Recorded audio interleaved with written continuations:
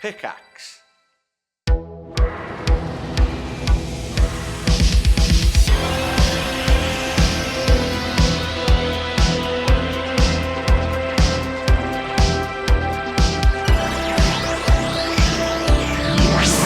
Hello, and welcome back to the Review of Death, a Doctor Who podcast and your home for Doctor Who news and reviews. I am Matthew Toffolo, and joining me from New Zealand is my good friend, Billy Garrett Young. How are you doing, Billy? Oh, no. Fuck. Somebody at Doctor Who magazine really hates me. Have you been, planning on that intro since you found out? I'm so sorry. It has to be done. Sorry, Don't that's change my lower Billy Garrett third. John. There we go. Thank you very much. So we were going to talk about Turn Left this week, but so much stuff has happened with regards to the 60th anniversary. There's so much stuff being announced. There's so much stuff that's happened already that I think we'd just be playing a major game of catch-up if we left it all to our 23rd of November episode. Where I guess, that's a big one. We're going to be talking about the 60th anniversary as a whole, and, we'll be celebrating Doctor Who's 60th anniversary. Yeah. So bring whatever drinks you fancy, and, if you want to bring some poppers or something like that, then I'm sure that wouldn't go amiss. So anyway, we are going to be talking about all the stuff that's been going down. I hope you mean party poppers, yeah? Yeah. Yeah.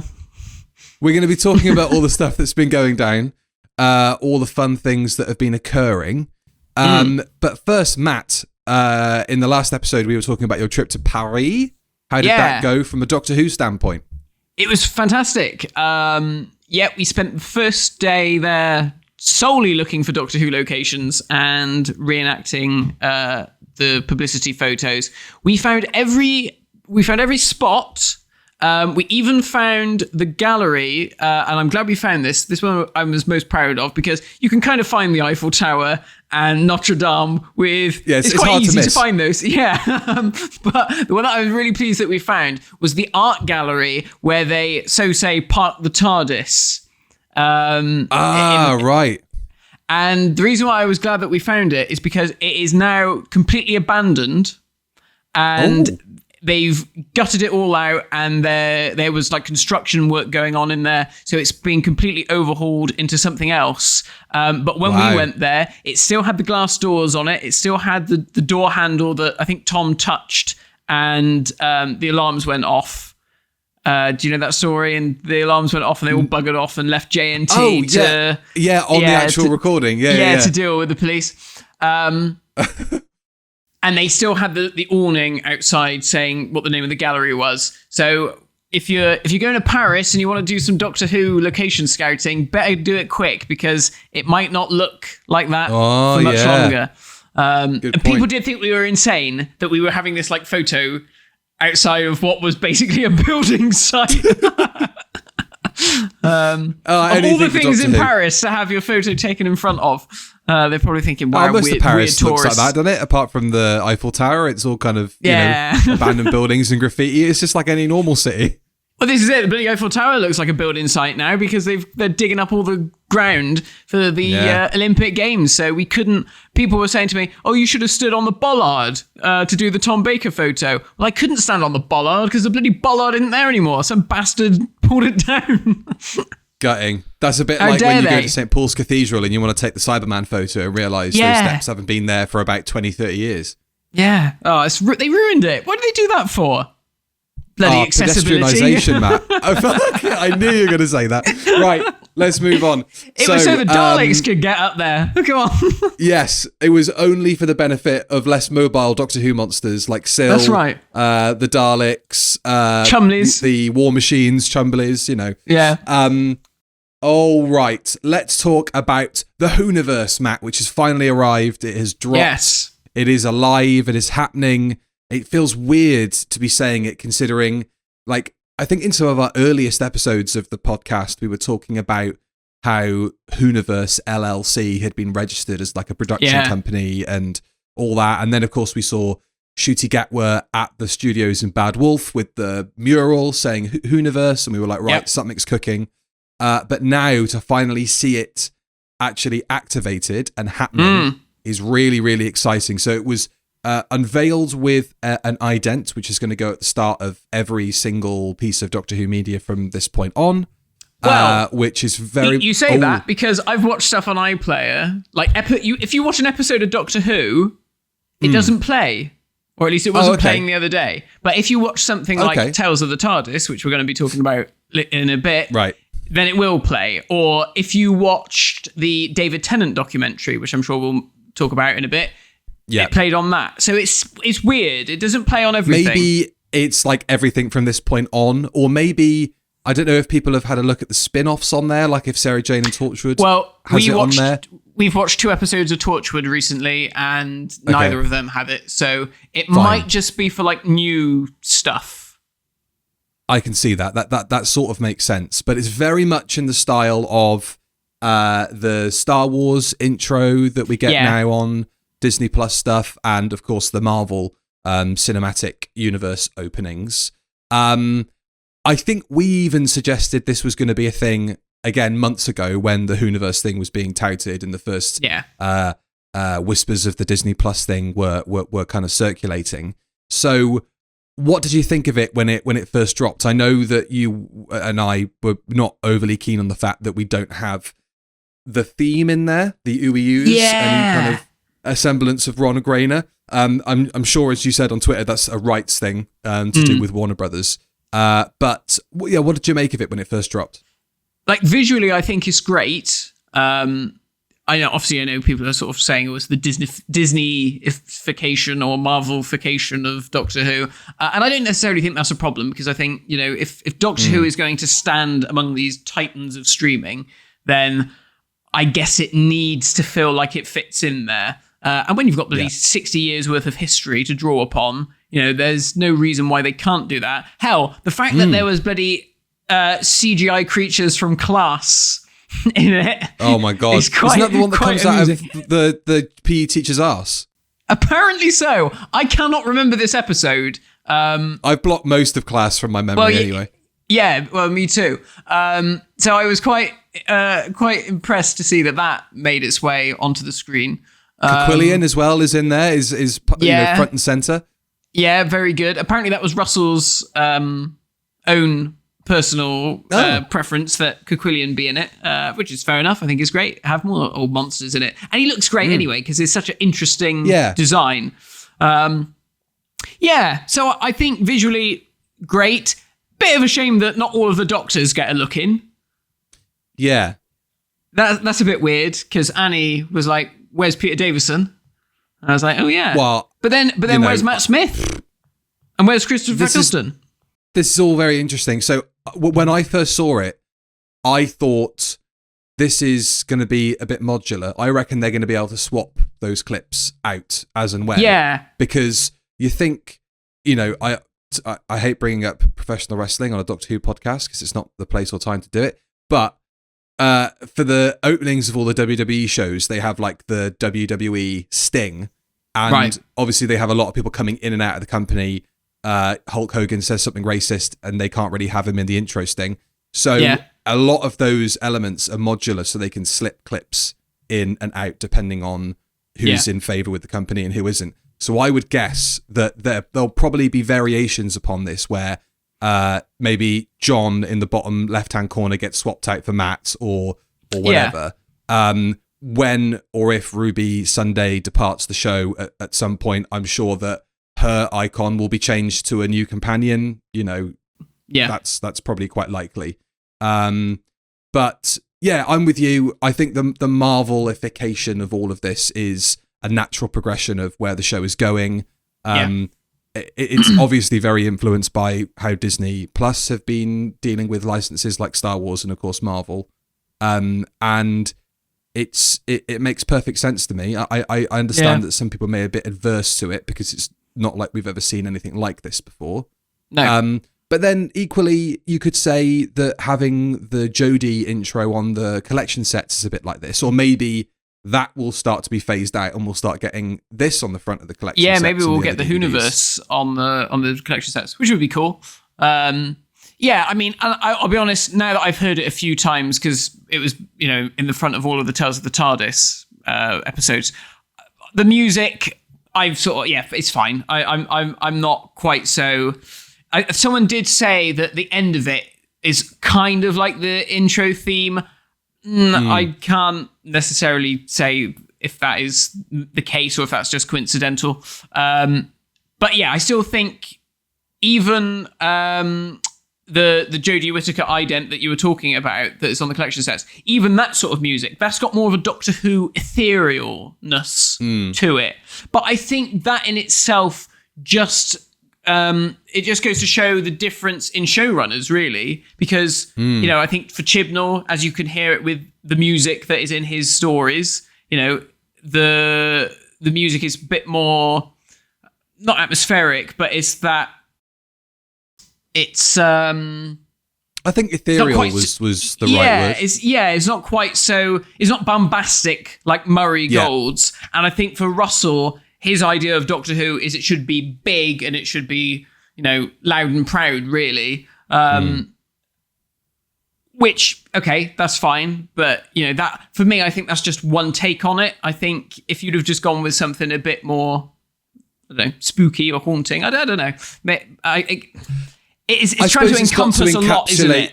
Exactly, yeah. It's got to try and cover all of its bases. And also, I have to say, in much the same way with the opening of Skyfall, everybody was really disappointed that we didn't get the gun barrel at the start. But then Sam Mendes said the first shot of the film is James Bond walking into a corridor in silhouette, and then it just felt weird and jarring having the gun barrel at the front. So I think having the Doctor Who theme replicated more accurately, or as we would expect to hear it in the ident, is then going to sound odd if you slam straight into the theme tune immediately after the ident, if you see what I mean. Yeah. So I think it's probably better that there is a bit more of a motif that isn't directly related to the theme that's summing up the Whoniverse. Just plug that theme tune into my brain, I don't care. Play it on a loop. All day, every day, from cradle to grave. Yeah. That's all you want. So that was the first sight we saw of the Whoniverse, and it was really exciting because it hinted at something that actually was announced just a couple of days later, which we'll skip right down the list and talk about now because it's sort of one of the more recent bits of information that's dropped, at least since we've started recording. Yeah. God knows what is happening on Twitter at the moment. Yeah, if we said that we're recording this on the 4th of November... it's probably worth saying that, yeah. Yeah, so this is going to go out on the... Oh, my calendar's gone. Whatever day this is going out. But by the time you hear this, obviously this will be all out of date and there'll have been a lot more news, undoubtedly, between now and the Thursday this goes out. So bear with us, because we'll cover all that news on the following episode. Exactly. We'll play catch-up. And, of course, we're very active on the Twitter sphere and also on the Review of Death Discord and on Patreon. So anything that we need to keep up with, we will keep up with and we will talk about there in the moment. You know where to find us. But yes, so in the Whoniverse ident, we saw a clip of Daleks colorized from their very first appearance.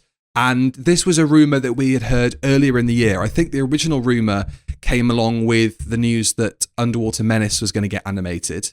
And the Smugglers. Yeah. So I guess we're still waiting on confirmation for that to happen. So it wasn't entirely inaccurate, but I think that original news suggested that it was an unearthly child that was going to get colorization. Yeah. So I can only assume that that was never the plan, because it's not like you can turn around, a colorization this quickly if they suddenly had to pivot when they realized Steph Coburn wasn't going to play ball.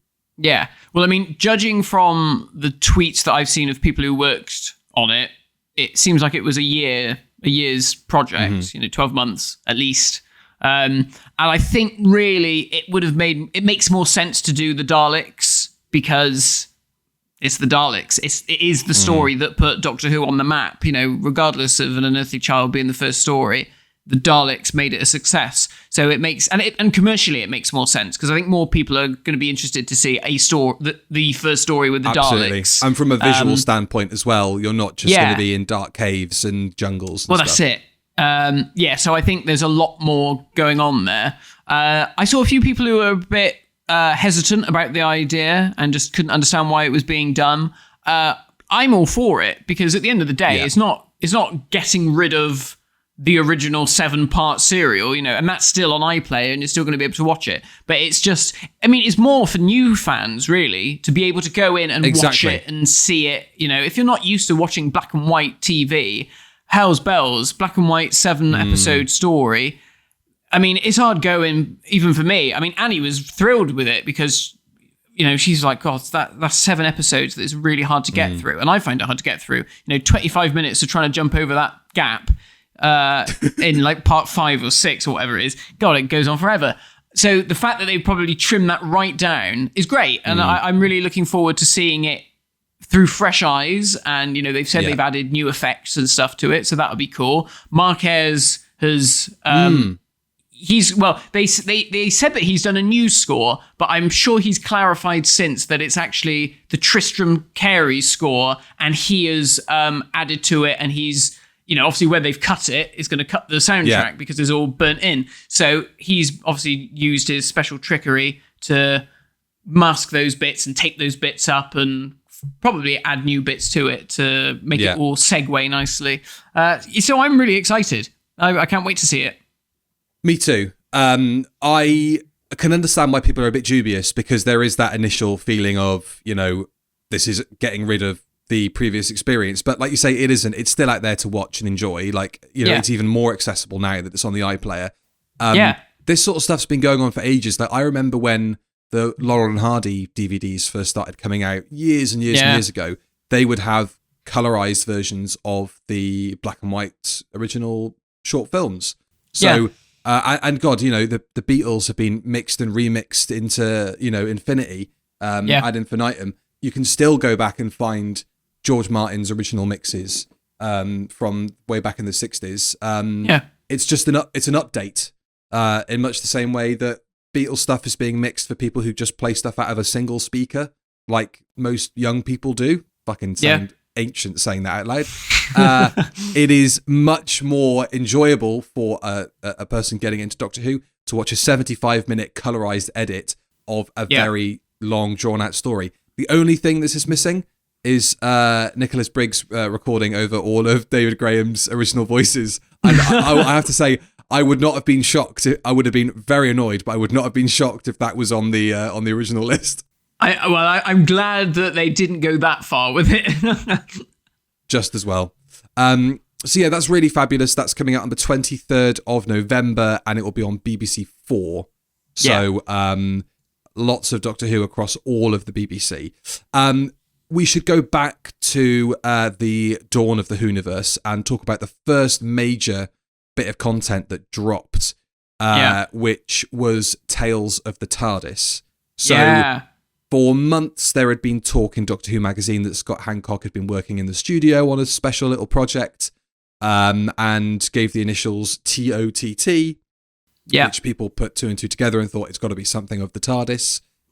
And it arrived with a series of basically new introductions for omnibus edits of particular stories that have some sort of significance in the Doctor Who universe, or at least good first introductory stories for each Doctor, obviously with a couple of exceptions being Tom not being covered in there, and the TV movie. There's no talk of that yet. But some people are taking that as an indication that perhaps Paul is involved in something else. I mean, I don't know. They've already sort of said, they've kind of teased in some of the interviews that there could be more. Not only could there be more to this, but there might be more of these Tales of the TARDIS to come later on. I can see that, and I'd be very, very keen to see more. And I mean, it would have been lovely to have done one with Tom, but obviously Tom is now, he's old now, bless him. He's not. He's retired. He's retired, unless they were able to change the format so that the memory TARDIS, looked like his front room, his local pub, or his local pub. Yeah, I don't think we'll ever see Tom do something, and I think Louise Jameson's incredibly busy. The only way you'd really do it would be like Louise Jameson and K9, and I think K9 is currently a bit of a rights nightmare with Bob Baker's estate. Really? Because I think so, because I think they're still trying to get this bloody film or TV series made. That ain't gonna happen. Timequake. Yeah, it's never gonna happen. Come on, let it go. Yeah, just let the BBC have K9 back. So yeah, bring him back home. We should put missing posters up around Television Centre.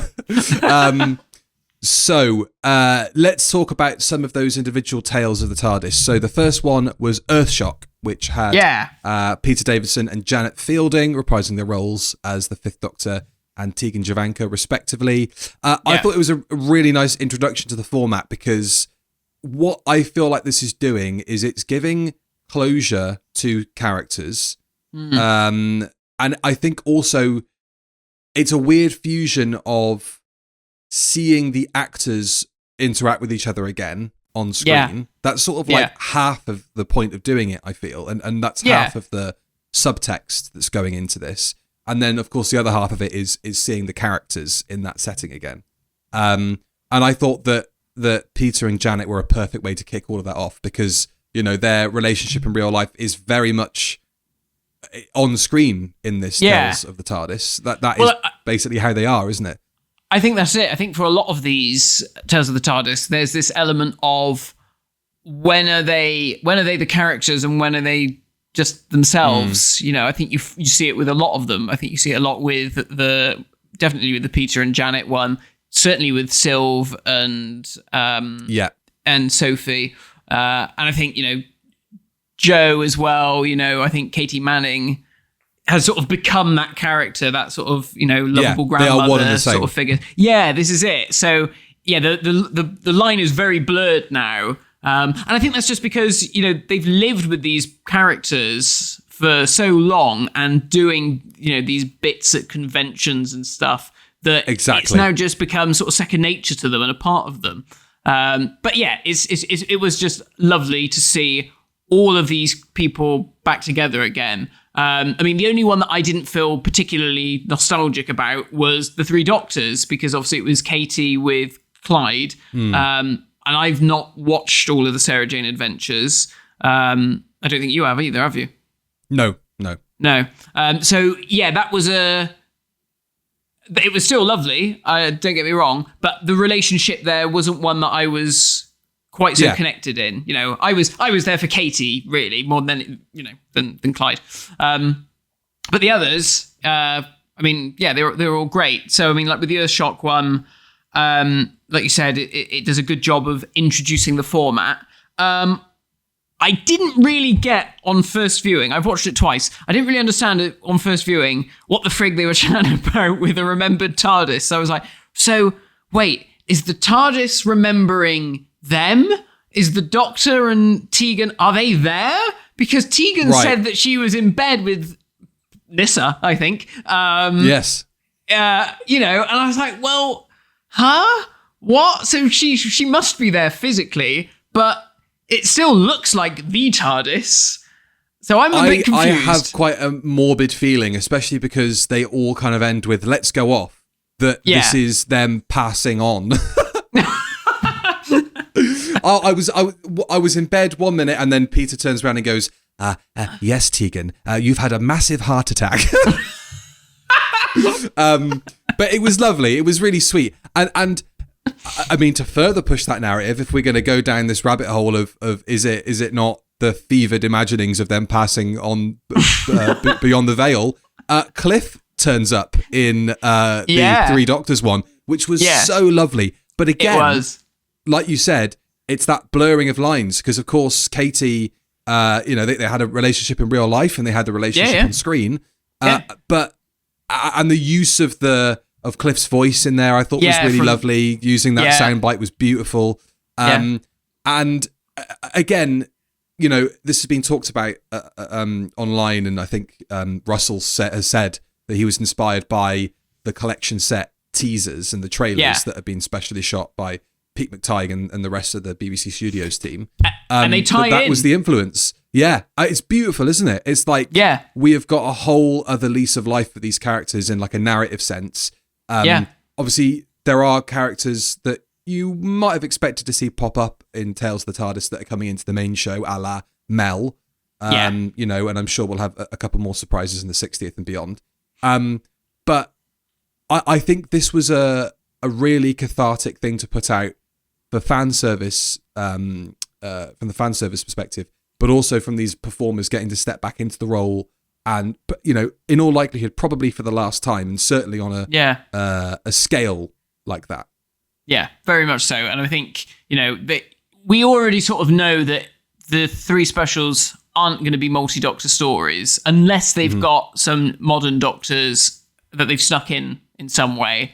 So I think this was a really good way of, like you said, honouring those past Doctors, and doing it in a way that didn't necessarily feel forced. You know, it was its own side little thing, because I feel like that was sort of missing, wasn't it, with the 50th? You know, to the point where Peter Davison basically was like, well, we're not going to be in it, so I'm going to do my own spoof film, which was fantastic. With blackjack and hookers. Exactly. Yeah, so it was nice for them to actually say, right, you know, let's actually do something. And obviously, you know, the set was fantastic for it, the set that they built, it was beautiful. All these different console rooms and all these different elements, you know, from the bloody TV movie girders down the side, and, you know, I loved the Tom Baker TARDIS console up on the ceiling, and it was just very so cleverly done. I have to sort of look at those set pieces and wonder how many of those original props have now been Frankenstein sort of like sawn in half to construct that set, because that Matt Smith one looks suspiciously like the original Matt Smith set. It and did, also didn't it? The Eccleston one and the Hartnell one looks like the one that came out of the Experience. So I wonder how many of them have been bodged together like that. Yeah, I was a bit worried. I was like, "Oh, please tell me you've not destroyed these wonderful things just to make this set." But, you know, it is the way. It's the way these things are done. You know, we see it in old Doctor Who that you're like, oh yeah, that was that nice bit of scenery that's now been smashed up and built into something else. Oh yeah, there's that Cyberman gun that's being used by the Sea Devils or whatever. It happens. Yeah. I would very much like to see this set appear at a convention if they do another wouldn't official that be great? convention. Oh, that would be cool. A fabulous photo op, wouldn't it, to go in there with Fraser and Wendy. That'd be great. Yes, they could be sat in their armchairs and you stood in the middle. No, it was great. They did a really good job with the set pieces. Just a very clever idea. I've seen a few people say that maybe the Doctors are the curator. You know, could this be the curator coming back to pick up companions? Which, you know, I think particularly in Colin's case, that I think has even more weight, because obviously Colin is not dressed like his Doctor. I know his coat had the most appearances out of everything. You know, his coat was in every episode. I was a bit disappointed that he didn't put the outfit on, though. I mean, I thought what they'd given him was a nice way of honouring it, because he's got like the checkered bit on the back of his waistcoat, and he's got the handkerchief and stuff that's very similar, and he's got a polka dot cravat, got a dog on his badge, on his lapel. What's that about? Why has he got a fucking dog? What? This is definitely the war Doctor, isn't it? The Doctor of War. It's the Valiard. So you know, I guess he probably just said, no, I'm not putting that costume on, which I think is a shame, because obviously Peter and Sylve, you know, they just went with it and said, come on, we'll do it. But hey ho. I don't know. I think there's a certain dignity to Colin not doing it. You know, that I think he gets out of saying no, and also gets out of, you know, wearing his own thing. I think it was right for him to have that costume, because it is a bit of a ball and chain around his neck, that costume, in light of his Doctor, because it's a bit of a bloody smokescreen for his character. You know, there's something beyond that clown outfit, and so, given that he was very vocal in the years afterwards about how much he hated it and how much he wanted to wear something different, and that people presented him with different options of things to wear, I think it is nice that finally we have got a version of the Sixth Doctor on screen that isn't wearing that fucking outfit, and that isn't a Guardian on the edge wearing their fucking robes. It was nice to have this as like a little alternative. And of course, a massive help for character options and their range of old men action figures, which I'm sure that we'll all get at some point. The big question, though, when we come to costumes and discussing the costumes that we saw in the Tales of the TARDIS, excuse me. What did what did Johnny think of Sylve's costume? Oh, well, I mean, there's no need to ask me, because the man himself is only next door. Jonathan! Hello. Hello, how are you? We need. I'm very, very well, thank you. We need. Put your mouth right there. Yeah. Hello. We need to. That's what he said. We need to get the lowdown on this Sylvester McCoy costume from Tales of the TARDIS. So tell us what you thought. Yeah, what a shame. Again. Bloody what hell. A shame. Look, why didn't they ask me? I could have given all the good stuff. I know. And by the way, thanks for letting that guy know. I did know. Yes, Scott Hancock is aware. He said that it was like someone put a gun to your head or something. Yeah, he said it sounds like you're in a hostage situation when you ask. Yeah, that. well, basically you are. So keep on at him. If he ever comes back to you again, say, look, if they're doing it again, say, look, I don't want any money for it. I just want to be able to say, have this good costume, have some actual screen used paraphernalia, and a credit that says Hanky Wrangler at the end. That's all at we the want. end. Yes, please. That'd be lovely. Yeah, thank you very much. So, what was right and what was wrong? Yeah. I mean, it looked.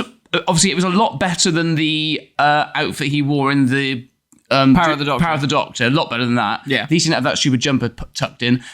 So the jumper actually was pretty good. It was different. I think it was a different jumper to the other one. Okay. What was good? Was good.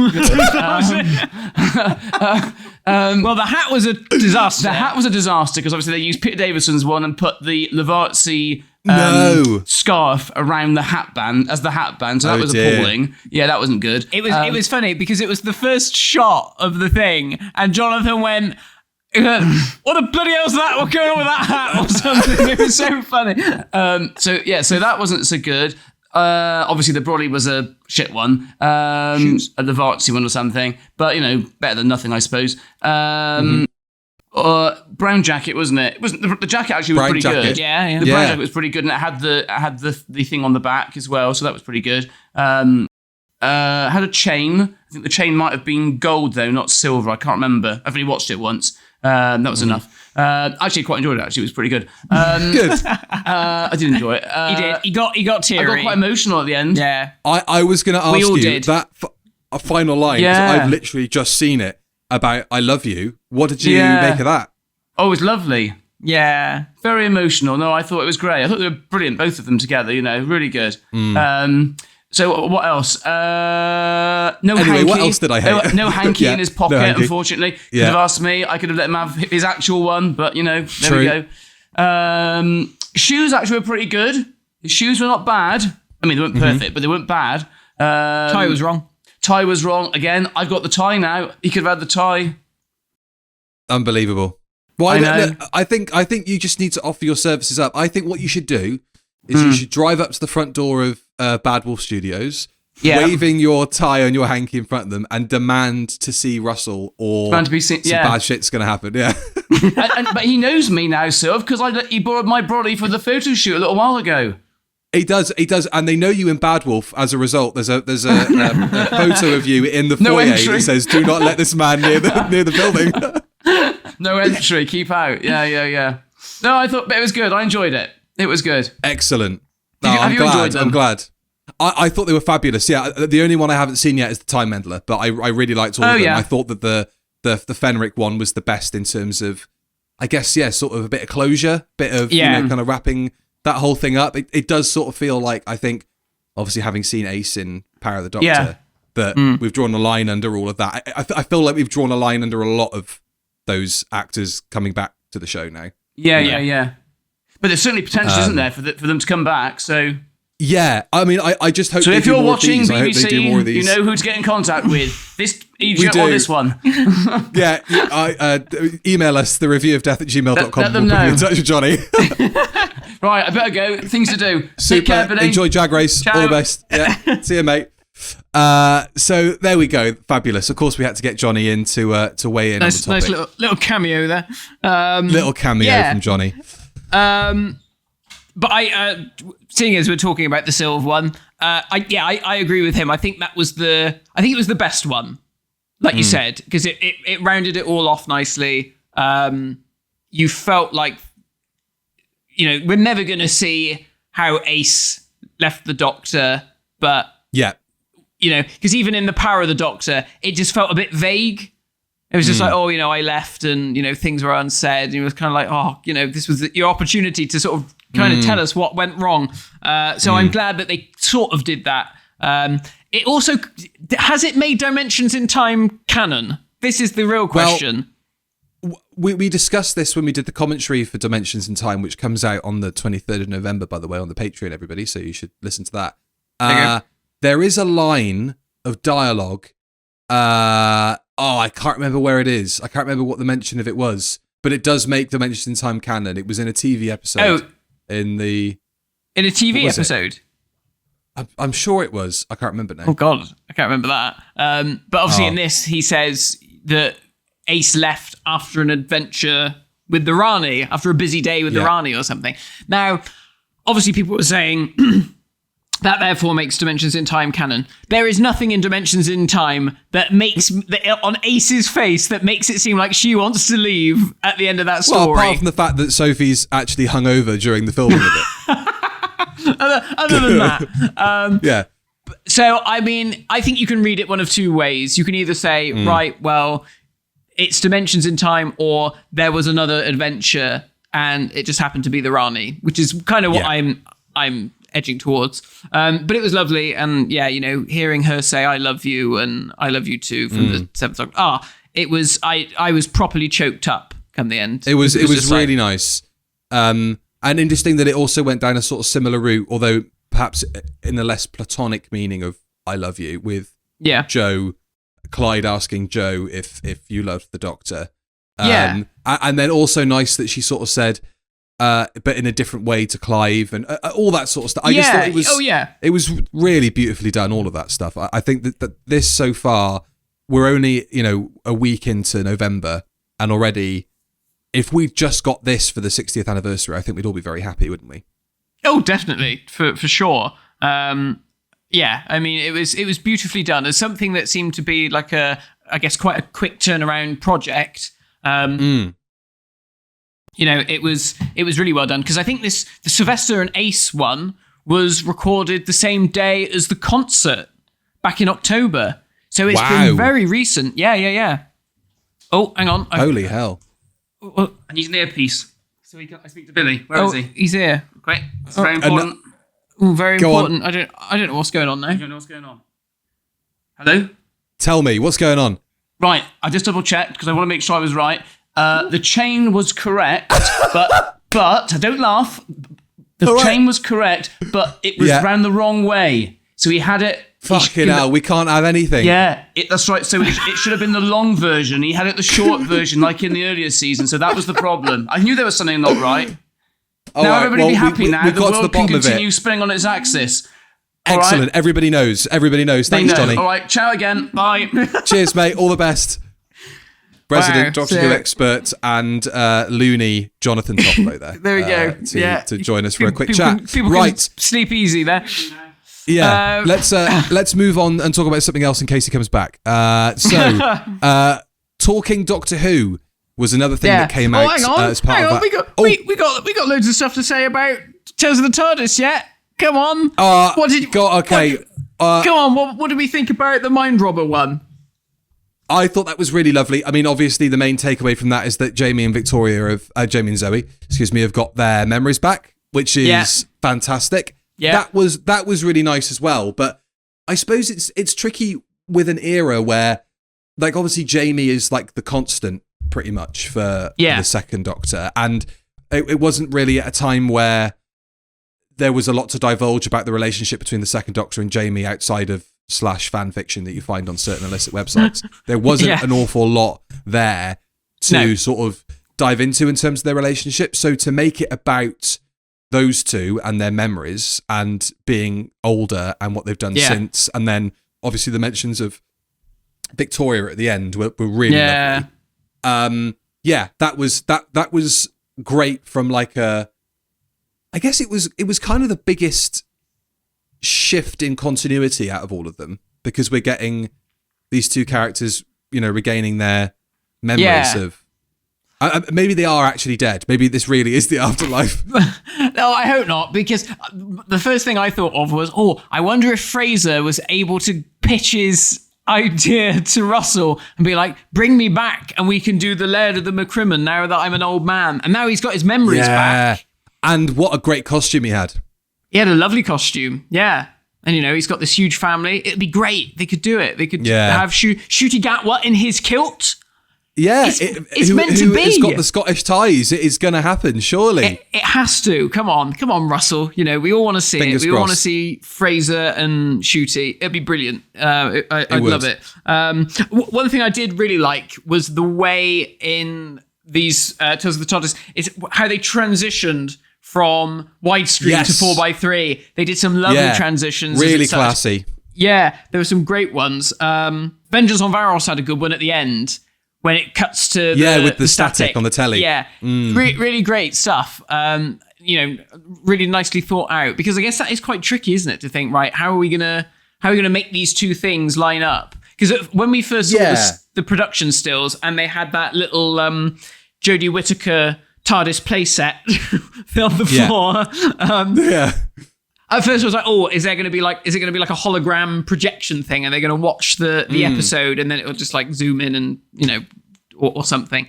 But obviously that wasn't the case. It was supposed to be the fire, which was a clever idea. Yeah, I like the very literal campfire visual, yeah. So that was good. So I really liked that one. Like I said, the Three Doctors one was nice, but obviously didn't quite have the same emotional connection with Clyde. Yeah. But obviously all that stuff about, about Joe talking about the Doctor, and then of course with one Cliff. and the same. Yeah, one and the same. And then like you said, the ending was really lovely. And so nice that they got Katie John's actual jacket from Planet of the Daleks, the one that Mark Gatiss owns. So that was really, really nice. Obviously you've not watched The Time Meddler. I haven't. It's the only one I haven't seen. But you must watch it, because that was really good. Those two were, again, it just cemented, people's ideas about the relationships of these characters, the sort of unspoken things that, aren't said in those eras. They were sort of spoken here. And it was really good. I shan't say any more because I don't want to spoil it for you. But it was great. And again, obviously connecting to what we'd seen with the Collection Set Season 2 trailer, because Vicky was in her, her Greek toga, whatever you want to call it. Yeah. Earthshock was good because obviously it cleared up the whole Adric thing. And this idea of well, the reason why we didn't grieve was because, I just need to keep going. And, I felt like it gave it a good excuse for not having the obvious emotional moment that we obviously talked about when we reviewed Time Flight not so long ago. Yeah. So that was good. Oh yeah, that was a good transition. At the end of that one, when you've got the star on the black background, and then it crossfaded to the star in Peter's hand. That was nicely done. Lovely. I think the one that I didn't like, that I liked the least. So obviously we said the Fenric one was brilliant because it cleared everything up, and they had that nice ending where they're going around the TARDISes and they're pressing all the buttons, and Syl's playing the spoons. buttons. Playing the spoons, again, that's the convention thing, isn't it? That's what they used to do at the convention. So again, it's that blurred line between performer and character. But the one that I wasn't so keen on was the Vengeance on Varos one. Okay. Because I thought there just wasn't... I think, without being too mean about it, I think Colin upstaged Nicola Bryant. I don't think Nicola had an awful lot to give. Both... just on the script point of view, I don't think there was really much there. And it just felt like sort of Colin talking at her a bit. But I thought Colin, out of all of them, I thought Colin was his performance was the most consistent from back in the day. Yes, I would agree with that. And I also agree with what Nicola was given to work with. But then I think the problem with that is the idea that she shacks up with King Ykranos and becomes a warrior queen anyway is sort of laughable. I don't buy that anyway. And then Nicola's trying to sell it with a script that isn't giving her a lot to say. No, so because I guess even the writers thinking, this is mad. Like you said, this is ridiculous. How this is a very hard sell. Unless we sort of found out that Perry had a thing for dad bods and big beards earlier on in an earlier story. And being yelled at a lot. Yeah. I really like men with loud voices, big stomachs, great big bushy beards. And that's why I'm very happy to see the Sixth Doctor now has a goatee. Yeah. She's well into Colin now. Right up her alley. Yeah. I agree. I mean, I obviously haven't seen the Time Meddler one, but out of all of them, I felt like that was the one that had the least to give. Which is ironic as well, considering the fact that I understand that the Sixth Doctor and Perry have sort of fixed their relationship between Revelation of the Daleks and the Mysterious Planet. But there's still a lot there. It's not like him strangling her didn't happen and all the unpleasantness sort of earlier in that season. Well, this is the thing. This is what Annie said. She was like, there's so much they could have... It would have been more interesting for her to have been slightly reluctant to, be happy to see the Doctor, because she's like, well, actually, I've had a lot of time to think about the way our relationship worked, and, you did all this awful shit, and then I ended up being stranded with Brian Blessed for the rest of my life, and you never once came back to try and find me. Yeah, I've never pictured their reunion as being anything other than frosty if they were to come back together. I always imagined that it would be sort of testy and Nicola's character, Perry would sort of not be that forthcoming emotionally in terms of being pleasant with each other, giving it back a bit. Yeah, I think there could have been... I mean, I know they've only got 10 minutes or whatever to tell this story in, so it's very hard because, you could bloody write a Doctor Who story just about that. I'm sure Big Finish have already done it. I don't know. Well, this is the thing as well. So do they not discuss a lot of the stuff that has happened post the TV series? Because obviously Big Finish occupies that space. What's the state of Big Finish now in this modern era? Because there was no mention of any companions from the Big Finish sort of pantheon. No. And I feel like they would have done that had they got the opportunity, because of course Scott Hancock basically got the promotion directly from Big Finish into proper Doctor Who. So interesting, I thought that they didn't touch on any of that at all. Yeah. And I know sort of people were talking about, what other pairings would we like to see in the future? And I mean, I think you could easily do one with Sylvester and Mel. And I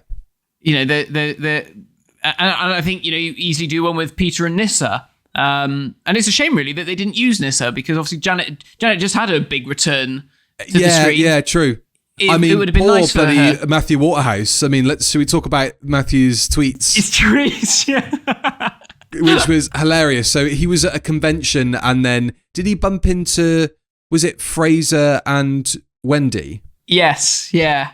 And he thought they were there. And they told him what they were up to, and then it turns out that it's for this thing, and they did the Earthshock one and didn't invite him. Which I thought it was quite interesting. He made 8 tweets in a thread about it or something, and then a couple of hours or a day or so later went, I'm not annoyed about it. It's just like, all right. But and he sort of said, he was like, well, they couldn't use Adric because Adric's dead. And then Annie said to me afterwards, she's like, well, hang on a minute, if this is a memory TARDIS and we already see the TARDIS generate Cliff back from the dead, Adric could have turned up. He could have been like, hi, I'm here, guys. He could have. There's no excuse.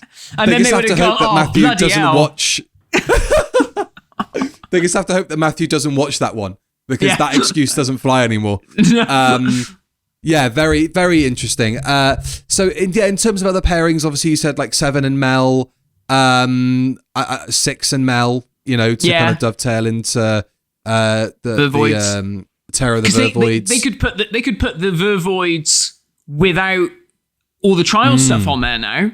Yeah, that exactly. could be the vision, because it was the special edition of Fenric, wasn't it? That was the version that they played. So they could easily do that. That'd be good, actually. That'd be a very clever workaround. And it's always. I'd like to see that.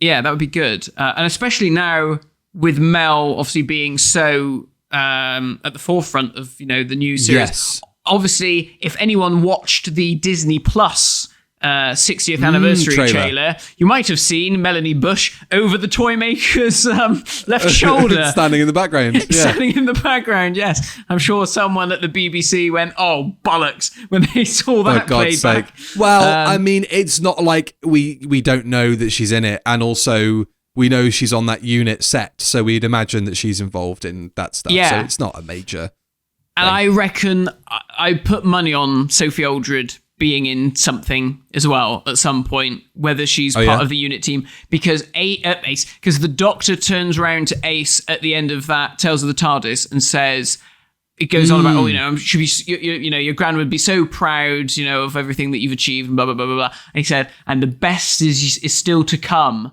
And I thought, do we think that there's going to be something there for Sophie to do? And I mean, she's so good. She's excellent. She was brilliant in that. So I would not be surprised. I would not be surprised. And she's just the kind of character that, you'd want to bridge that gap and to be part of that team. I saw a lot of people commenting on the fact that she's hung up the bomber jacket.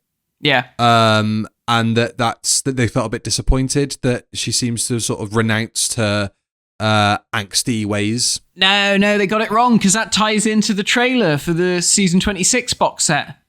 Because it's hung up in the office, and then Sylve turns up and she grabs it to go off on the adventures. So, it's all connected. It's all connected. It all makes sense. And like Paul McGann, I don't think Paul McGann would be a very easy one to do, because all of the characters from that film are obviously off limits for anything other than the Master. So unless they could get Eric Roberts, that would be interesting. That would be fucking great if they could get Eric Roberts and Paul McGann back. That would be brilliant. That would be superb. Yeah, that would be really, really cool. Otherwise, you'd end up getting Charlie Pollard, and then cutting to the TV movie. Yeah. He'd be like, did I ever tell you about how I regenerated into this body? Well, let me tell you, Charlie. Sit down, have a cup of tea, and I'll tell you about the time I got shot. I got shot by gangs in an alleyway. Oh dear. Right, well, that's Tales from the TARDIS. Fabulous edition and a pleasure to have as part of the kind of pantheon of Doctor Who. Now, right up my alley, also as part of that initial drop of the Whoniverse, was Talking Doctor Who. I love my archive telly. I love Talking Heads. And this was lovely. This was David Tennant presenting various clips from the Doctor Who archives at the BBC, from William Hartnell's one sort of screen interview appearing in Panto in Taunton, I think it was. Yeah. So not far. Right through, not far, BBC Points West. Actually, there were quite a lot of BBC Points West interviews here. There was Tom in Wookiee Hole. Yeah. There were a couple of others as well, I'm sure. John obviously collapsing the caravan, which was wonderful. As a lovely bit of archive. Alan Wicker interviewing Terry Nation. Obviously, we know that one from more than 30 years in the TARDIS. There were two interviews that were lifted from the story of Doctor Who. One with Elizabeth Slade and one with Colin Baker. Yeah. I think the best one though, and I hadn't really seen it before, was Colin and Peter on that talk show together. Oh yeah. And Peter's in his tux, and I'd never seen that interview before, and I just thought you never see that on a talk show when doctors are changing over. You get the old one and the new one coming in. No. To talk. So it's really weird. Although they don't talk all that much about it, it was weird. Although they don't talk all that much about it, it was nice to see them. And Colin is clearly right in the middle of filming because his hair is like perfect. Yes. Sixth Doctor hair. Yeah. Meanwhile, Peter's hair is like completely devoid of any Doctor Who. Yeah, he's pieced out. He's like, I'm going to get as far away from this thing as possible. I am available to play the next James Bond. That's why I'm wearing this tux. And the only thing is, I would have really liked to have seen a bit more of David Tennant talking offhand rather than the straight down the barrel, auto cue bits. Because the sequence where he watches Tom regenerating into Peter was lovely, and I would have liked a little bit more of that. And him sort of talking about his memories of watching Doctor Who and so on were fantastic. And I just wish there was a bit more. That's exactly what I thought. I thought that's what it was going to be, more of that. I thought it was going to be less David Tennant saying it, like introducing these clips, and more of him sort of putting his own sort of fan critique on stuff, like he did with the Logopolis things, which was brilliant. And I think that was definitely the best bit of the whole documentary. So I enjoyed it, but I was kind of left wanting, really, because I really could have just happily have lost some of the interviews and just had David Tennant talking about his experiences of like watching these key moments, as a fan, and the program, as it changed. But it was good. It was, I cannot grumble at getting extra Doctor Who content. I think the best bit for me was Peter appearing on Blue Peter. Oh, yeah. And saying that he had just bumped into Pat Troughton in the BBC car park. Yeah. Which was very interesting. So I guess if we backdate whenever that was taped, that is the date that he is told by Pat, only do 3 years. Yeah. That's the fateful day it happened, and it's caught on tape. So he's probably sat there sort of reeling from that, thinking, shit, I've got to make a decision here. Yeah, the cogs are turning in his head like, right, don't get too comfortable. Yeah, exactly. And don't promise anything that you're not going to follow through on now that you've sort of heard that bit of advice. The Dr. has just finished. Yeah. They had a screening in London at a nice big cinema. I think it was called the Genesis. Right. And obviously it was streaming on iPlayer, I believe, as well. The whole marathon was happening at the same time. So was it? I didn't realise that. Obviously, I think so. I think you just played it episode by episode. I didn't realise they'd... I had a feeling there might have been a playlist, maybe even, or something like that, just to kind of help people navigate it. Oh, fair enough. But that was fabulous. So I think a lot of people seem to really enjoy that. Now, just before we get into the most contentious thing I think that we need to discuss, two little bits of housekeeping. Firstly, Doctor Who Magazine 60 Moments in Time. Yeah. You heard us grumble about that slightly earlier. I'm not credited correctly in the photo captions, but that's fine. But we've both been interviewed for that, so go and pick up a copy. I've seen some pages from it that we're not involved with, and they're fine. Obviously, just get it for us. But it's a really, really lovely spread, and there's a lot of really, really nice things in there. It looks like a huge bloody book. It comes in its own like slipcase. Yeah, it looks amazing. So I'm looking forward to getting my copy and flicking through it for sure. Excellent. David Tennant will star as Doctor Number 14 in a special scene for Children in Need on the 17th of November, and also concurrently, Doctor Who Unleashed will get a special episode dropping exclusively on iPlayer, I believe, on the same day. So what do we think that is? Do we think that's behind the scenes of Children in Need, or is this like a bit of prep warming up to Doctor Who Unleashed as a whole? I reckon it's going to be a behind the scenes of the Children in Need scene, and I reckon that the Children in Need scene will be a specially written lead-in to the new one. It might even be the first time we see the TARDIS. It will probably all be on the TARDIS set. I was just about to ask that, actually, because as part of SFX's coverage of the Doctor Who 60th anniversary, we've got a brand new pair of photos of David in a set. And people are saying online that spherical, cylindrical set that he's in is part of the new TARDIS. And that's the most we've seen of it, besides close-ups that we assume are of the controls that were posted on Who Spy. So... Yeah, I mean, we were talking about this months ago when they did the month of the Sonic Screwdriver and the month of the TARDIS and stuff. We suspected that we were going to get some kind of a reveal months ago on Twitter, because that seemed to be the way that the content was sort of trending.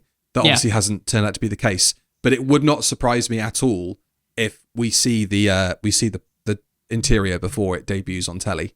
And I mean, if it's as big and wonderful as we think it is, and the TARDIS, if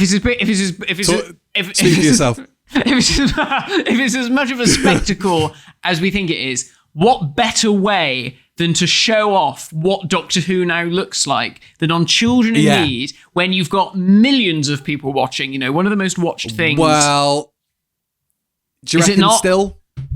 I don't know. I mean, I don't watch it anymore. They've got to have decent stuff on there. Well, precisely. I mean, like, I don't know what else people are watching Children in Need for. I obviously it's going to be. I don't think it's as big as if you debut the console, before Strictly. I don't think, Do you reckon Strictly gets more, in terms of viewing gets figures. more views? Yeah, do you reckon? I would say. I mean, I don't know what else has been announced for Children in Need, but no, I haven't seen anything actually. I haven't watched it for years and years, so I guess it's gone are the days when you had like good. I was going to say, gone are the days when you had good comedians doing Children in Need, like French and Saunders, and stuff like that. They weren't afraid to speak their mind and talk about how we're all feeling. Oh my god. Yeah. Oh well, maybe not then. Maybe I'm just seeing it through rose-tinted glasses. Children in Need. Maybe it'd still maybe be good though. Through, people will be watching. People will be watching, and they'll get to see the TARDIS. Picture the last shot of it being like a big, nice, wide pull out of the set. Yeah. And then at least that leaves a little bit to the imagination of the intricate details and what the rest of the set looks like. Yeah. Because I imagine this would have had to have been studio bound and maybe even recorded way after the 60th stuff was done. Because we know that David was doing a lot of pickups and reshoots for stuff sort of fairly recently. I think a lot of people suspected it was for some kind of fortnight thing. Oh, right. But that obviously didn't happen because there was supposed to be a specially shot Fortnite trailer at some point that was going to come out. Oh, really? Oh, okay. Interesting. Because I wondered if it was the trailer, the teaser that came out the other day that they play on BBC, where he's waving the sonic really screwdriver. Creepy smirk. Yeah, what is that about? He looks... I don't know. Yeah, that is... I always thought Peter Capaldi had a creepy sort of smile, but that was a bit much, David. It was a bit much. I was like, oh dear, I wouldn't want to bump into you in a down a dark alley. Okay, let's talk about the kind of the most contentious thing I think that's come out of the 60th anniversary so far before we wrap things up, and that is that Ncuti Gatwa's first series as the Doctor is going to be referred to as Season 1. Dun, dun, dun. Not Series 14, not Series 1, not Series Fnarg, but Season 1. I think people maybe suspected this was going to happen when on iPlayer, the seasons when they were chopped up was, Classic Who with the Pertwee McGann logo, 63 to 89, and then Doctor Who 2005 to 2022, and then that leaves the door open for them to create a third strand, which I guess is going to start with Ncuti Gatwa. Yeah. So what do we think of it being referred to as Season 1 now? Well, if you cast your mind back to when we first started this podcast, and I can't remember if it was the very first episode, or it might have been the episode where Russell T Davies had been announced.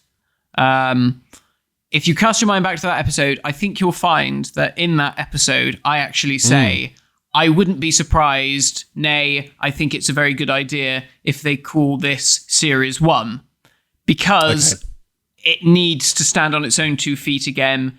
If it's going to be a big rebrand and a big fresh start for the program, you need to forget that there's been 14 series before it. Because I think that's going to be off-putting for a lot of people. And I think that's why the specials are going to be, although they may very well introduce Ncuti Gatwa as the Doctor in some capacity, given that he appears in the trailers, I think that's why they're being sort of treated as their own standalone thing, so that if you don't watch them, it doesn't matter. But so long as you tune in on Christmas Day for that first episode, then that is when the Ncuti era begins. I think it makes sense. I think the only people who are getting upset about it are the people who are worried about their DVD spines. And, well, they are the most important of Doctor Who fans, and I am one of them. Yeah, I mean, if you're going to get arsey about it, then, well, you should be calling this season, whatever it is, 40-something, Well, precisely. I think the reason that people are so surprised by it is obviously the proximity to the previous era. Yeah. And I can't really think of many TV shows that would take like 2 years off, still be continuing the same story, and then not change the kind of main title of the program without a subtitle and just start from season 1 again. Yeah.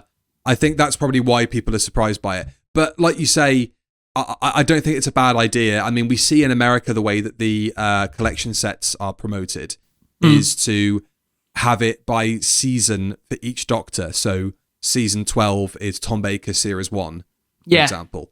Yeah. And I think that will make it easier for people to tune in on. And, I think of people, of not that anybody does this anymore, but, this is still the kind of the brain, the way that I kind of process it is I see families in the States going into Walmart and looking at box sets on a shelf to pick things up. And they'll see Ncuti Gatwa and they'll see season 15 or 14 or whatever. And they'll go, I mean, we must have to have watched the previous 14 seasons. So why would we bother? Exactly. So I get it from that perspective. Totally. Yeah. It just makes sense. I don't think it didn't make sense with Matt Smith. I mean, Matt Smith, obviously, it was a complete rebrand. Everything in Series 5 was completely new. I don't think other than the fact that he's wearing David's clothes and he's got David's TARDIS at the very beginning. Other than that, it is completely new from the ground up.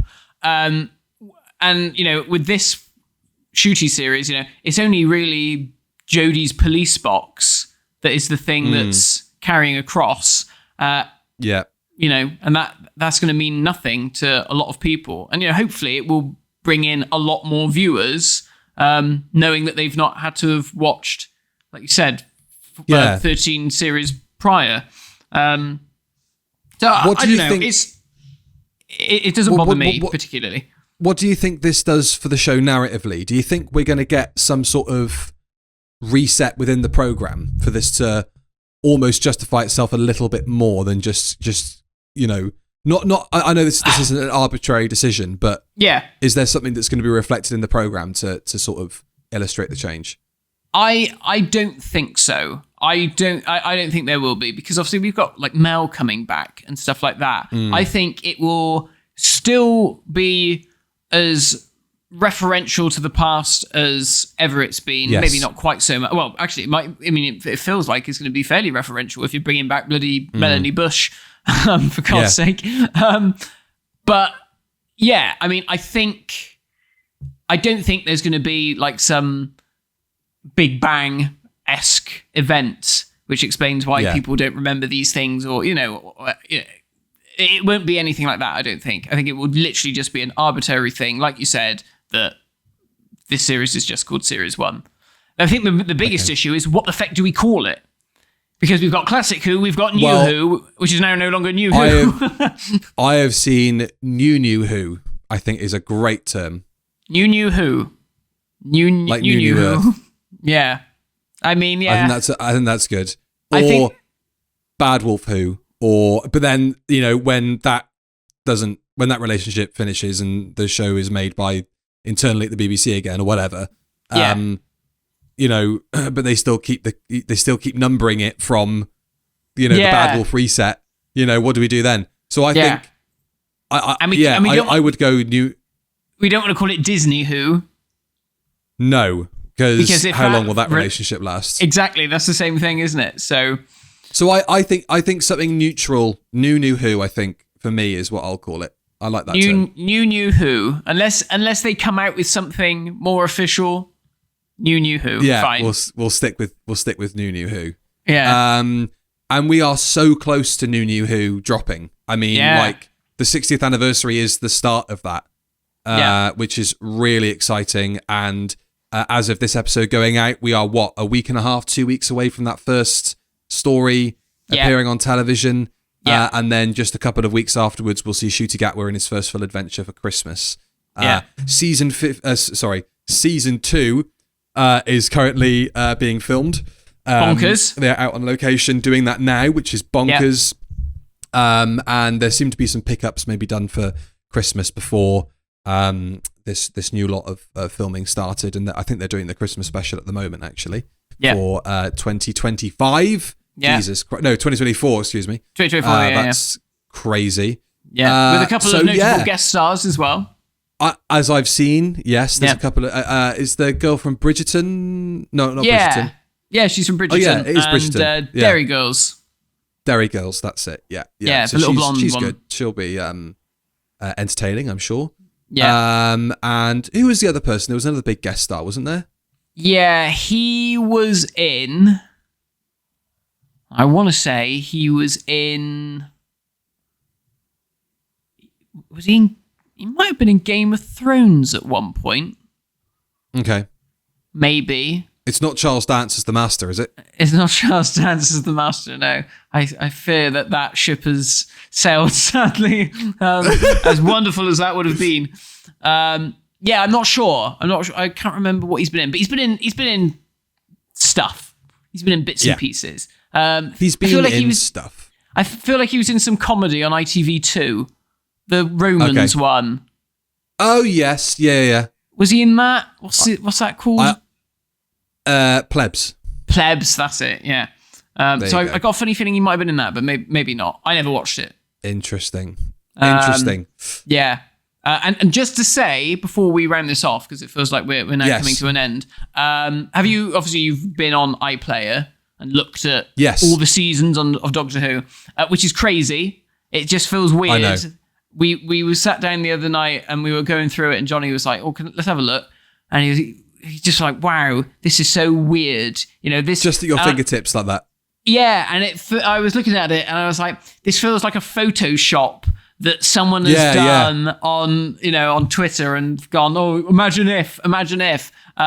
Like Jared Groves, always putting Photoshops of like things like that, like what would it look like on Disney Plus and all this kind of stuff. It feels like one of those jobs.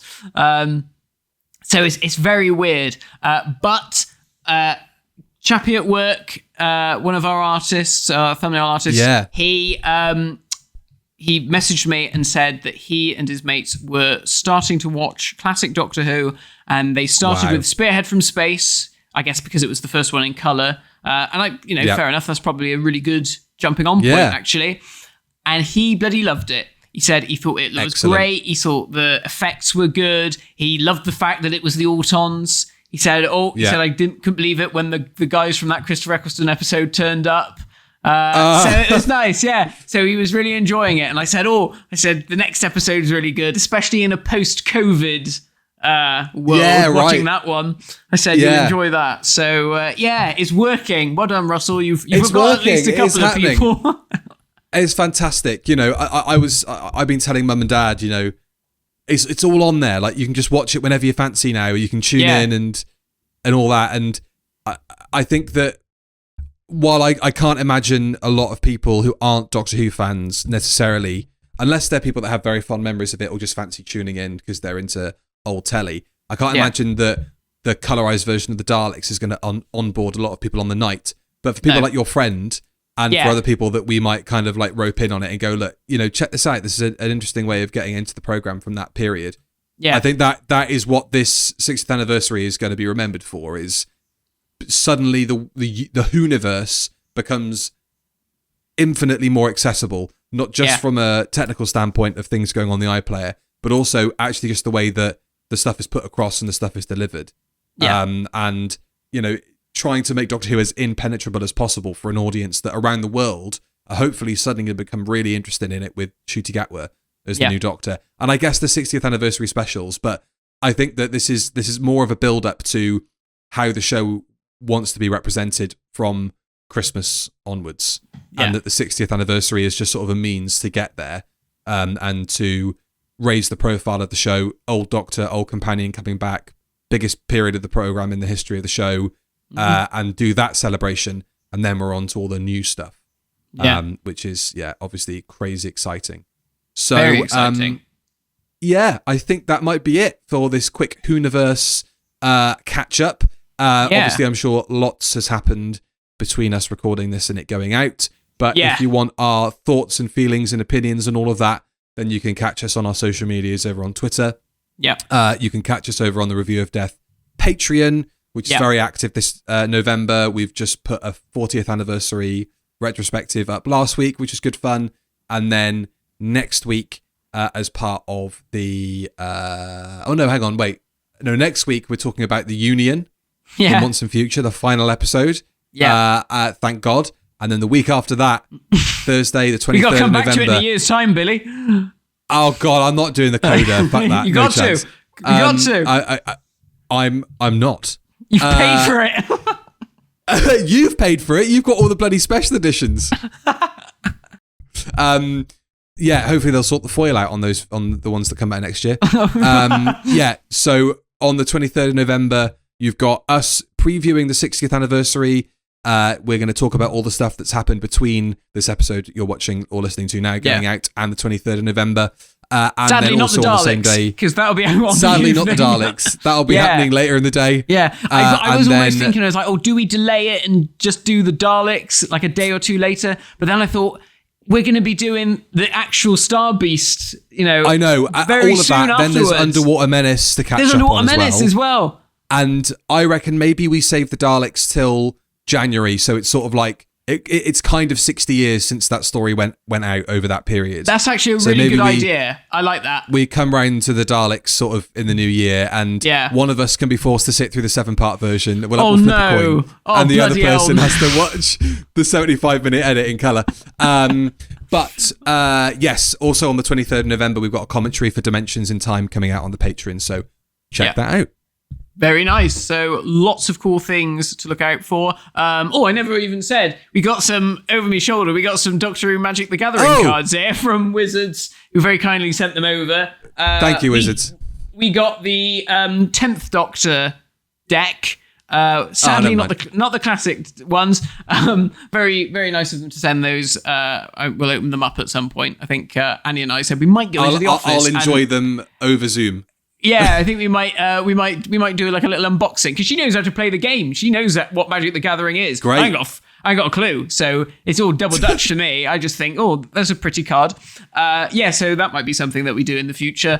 But there's lots of good stuff to come, and really exciting. I'm so excited for new Doctor Who. Me too. I'm looking forward to us finally unpacking sort of what's imminently dropping, because so much stuff has been coming out as part of like the 60th celebrations, sort of more generally. We haven't even talked about Bargain Hunt, or the possibly cancelled, I don't know, Secrets and Scandals of Doctor Who. I don't know what the fuck's going on with that. But I might have the only copy in general population. So maybe I'll stick it on the Discord. So yes, all of that to look forward to, and we haven't even started to talk about the 60th anniversary specials. I'm also very, very excited. So yeah, let's onwards and all that, Yeah, very much so. Well, in that case, we'll see you all on Doctor Who's birthday, 23rd of November. In the meantime, check out the Patreon, and if you haven't liked and subscribed, please do it, because that would be very kind of you. And we'll see you all then. Ta-ra! Bye! I've also grown a moustache. Nice. Oh yeah! Do you want a quick plug? He's doing it for a good reason, not just to look handsome. I'm doing it for Movember. Yogscast doing Movember. It's part of the Jingle Jam, which is our big charity that we run during December. And for November, we're doing Movember, because Movember is one of our charities. And as you can see, or if you're not watching it, if you can listen to, I don't know if you can hear that. It might sound a bit more like, I don't know, like dampened. The audio might have been dampened by the sound of your mustache. It's like a pop filter. I've got a tash. So give to Movember, because that's why I grew it. So thank you very much. Goodbye.